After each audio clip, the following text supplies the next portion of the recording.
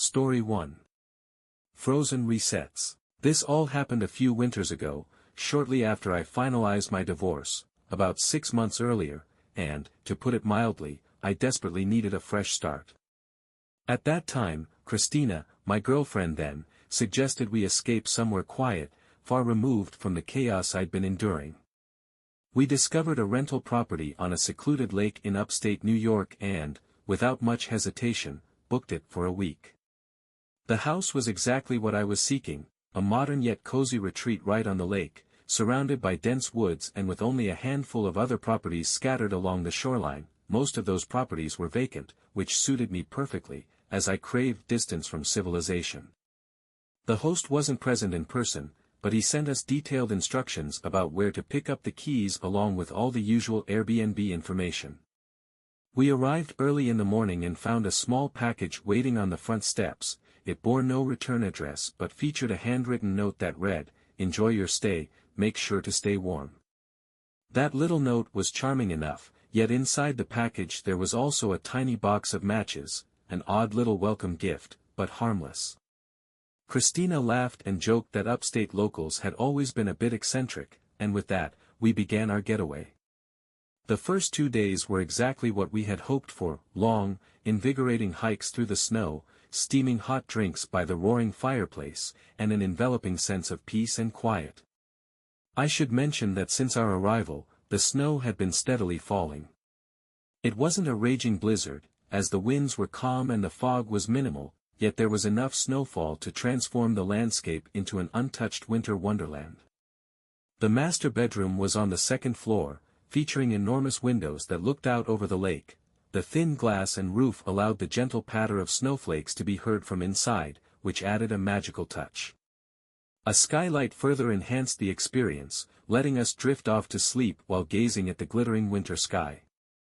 Then, sometime after midnight on the third night, I was roused by an unfamiliar sound, a noise so subtle it almost blended with the wind and the steady fall of snow.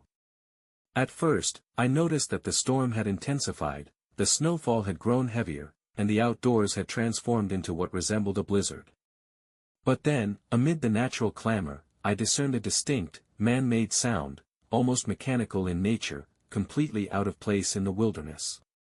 I quietly slid out of bed, careful not to wake Christina, and crept across the room to the window. To my utter disbelief, I saw a snowmobile gliding slowly across the frozen lake. Although snowmobiles on ice aren't unheard of, the sight at that late hour, amidst an increasingly heavy snowfall, left me completely puzzled. The driver seemed to move with caution, as if unsure of the ice's integrity, and then, as if by magic, the vehicle halted completely. I watched, heart pounding, as the rider dismounted and began waving frantically, their arms gesturing as if calling for help, shouting, though the words were too faint to decipher. To my horror, they were facing directly toward our house. How could they possibly know we were there? It defied logic, yet it looked as though the person was in desperate need of assistance. I hurriedly woke Christina and explained what I'd seen. Once fully awake, I dressed quickly, then made my way downstairs onto the deck. The air was freezing despite the multiple layers I wore. As soon as I opened the door, another shock hit me. The figure on the ice was now a woman, and I could hear her voice rising in panic.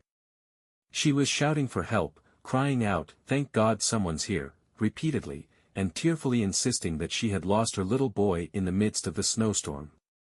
Her tone was almost hysterical, and I could tell she was on the verge of breaking down completely. Naturally, I knew I had to help. Any child left alone in such treacherous weather wouldn't survive long. I laced up my boots tightly and started toward the lake, instructing Christina to remain inside for safety.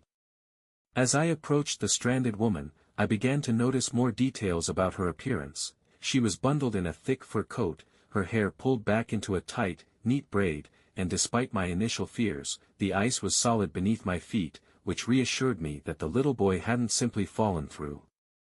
Yet, as I drew closer, she started to claim that her son had run away from home rather than having been injured or lost, a detail that gave me pause, for how could she not have noticed if he had fallen off a snowmobile? Before I could ask further, she suddenly inquired, do you still have those matches?" For just a split second, I saw an eerie smile flash across her face, and in that moment everything fell into place, the tiny box of matches from the package on our first day. Before I could react further, she reached into her coat, withdrew a gun, and demanded that I hand over my wallet and phone. I had no choice but to comply.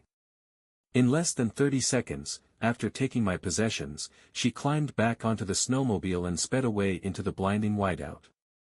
I bolted back to the house, running as fast as I could over the ice while shouting for Christina to call the police.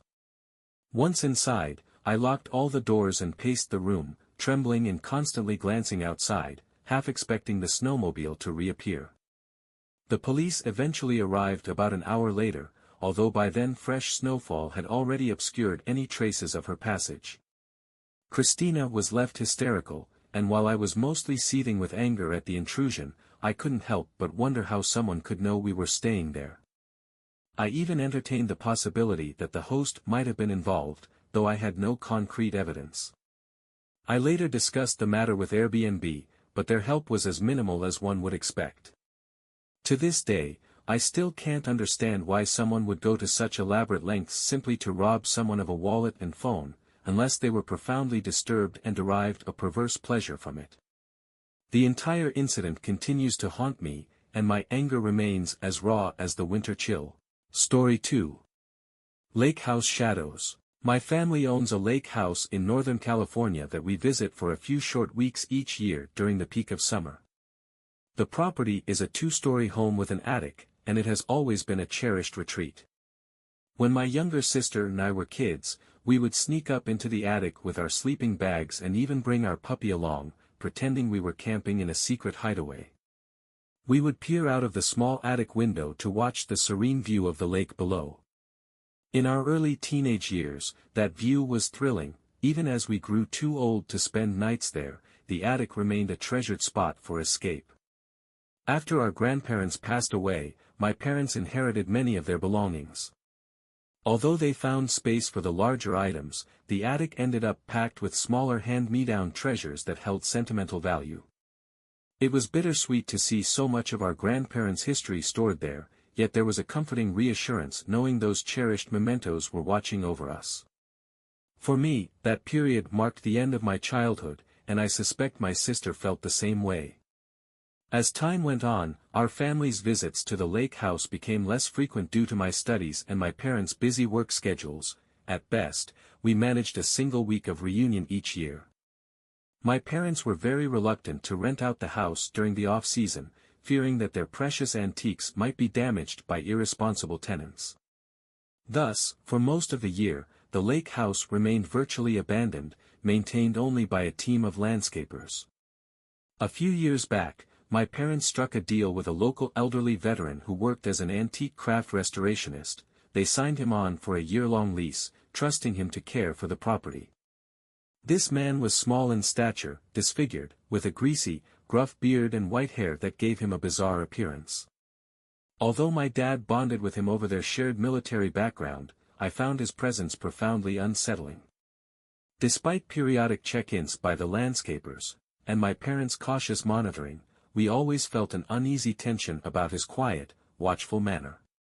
My mom, in particular, was incensed at the idea of having someone so odd lurking around our family lake house, especially after reports from workers about him staring at children playing near the water. Eventually, after many heated exchanges and my mom's relentless protests, the lease ended. My dad had to let him go by fabricating a story about extensive renovations that would leave the house without electricity or plumbing for a few months.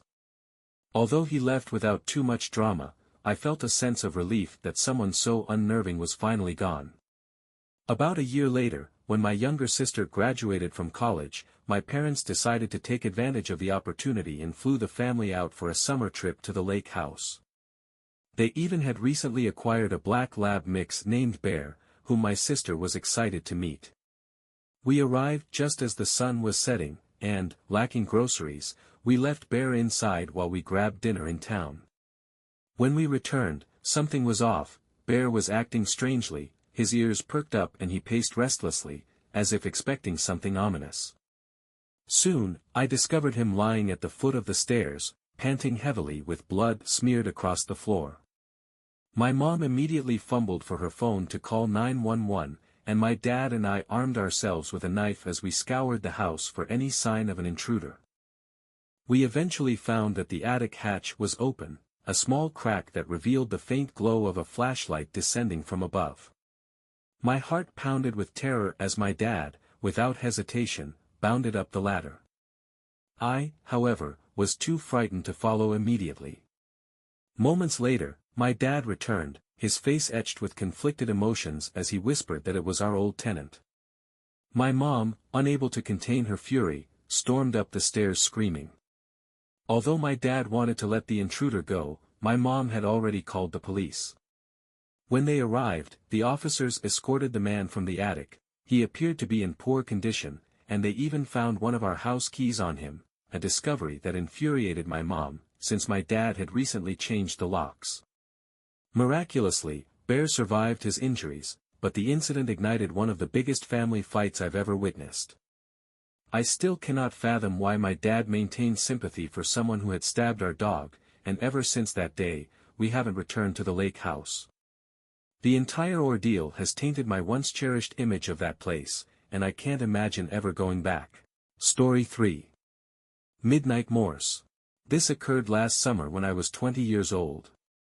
My name is Kevin, and my friend James comes from an extremely wealthy family. His father is an IP lawyer contracting with the U.S. government, and they own properties across the country and even internationally. One of their houses is located on a relatively large but secluded lake. Although the lake isn't so vast that you can't see the houses on the opposite shore, swimming across it would be quite a workout. Since James's parents were rarely around, he had almost unrestricted access to that lake house and would frequently invite friends over, always with permission, of course. There's something about being on a secluded lake that makes you feel invincible, a sensation completely different from the beach, imbued with an exclusive and mysterious aura. I often dream of one day being successful enough to own a similar place. The lake is ringed by large, luxurious houses, yet many of them remain dark and empty, serving as vacation retreats for people who rarely visit, a situation I find both extravagant and a bit pathetic. James would throw the wildest parties at that house since the lack of neighbors meant no one to call the police. However, that particular night was different. It was a quiet evening for just the two of us. I had recently broken up with my girlfriend of 3 years and was in desperate need of some bro time. We sat on the dock, sipping a few beers, when I noticed a light flickering intermittently across the lake. At first, I assumed it was a reflection of the setting sun, but even after adjusting my gaze, the light persisted, flashing in a peculiar pattern, 3 short bursts, then 3 long bursts, followed by 3 short ones again. James, with a sudden confident snap of his fingers, declared it to be Morse code, specifically, SOS. I looked at him in disbelief and asked when he'd ever learned Morse code. He admitted he didn't really know it, yet he was sure that the pattern conveyed SOS. Out of curiosity, I checked my phone, and to my astonishment, he was right. The flashing continued for nearly a minute before it abruptly stopped, leaving us staring at the darkening lake, uncertain whether it was a prank or a genuine cry for help. James immediately suggested we call the police, but I reminded him that we'd been drinking and weren't even of legal age, and I was already dealing with a DUI charge. Reluctantly, we decided to investigate ourselves. Being the adventurous delinquent type, we gathered a few switchblades from James's room for peace of mind and dragged his dad's kayak to the water's edge. At first, the thrill of the adventure had us laughing, but as we paddled farther out, the silence and isolation began to set in.